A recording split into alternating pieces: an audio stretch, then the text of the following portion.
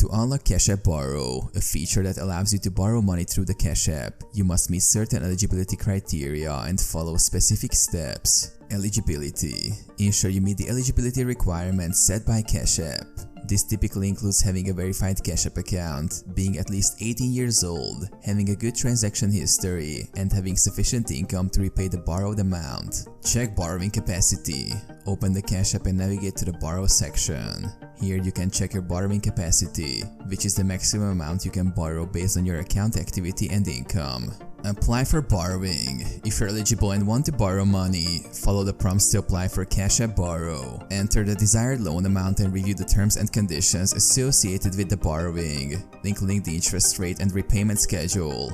Agree to terms. Agree to the terms and conditions of Cash App Borrow, including the repayment terms and any associated fees. Confirmation. After completing the application process, wait for confirmation of your borrowing request. Cash App will notify you of the outcome of your application and provide further instructions if approved. Repayment. Once you've borrowed money through Cash App Borrow, ensure you make timely repayments according to the agreed upon schedule to avoid additional fees or penalties.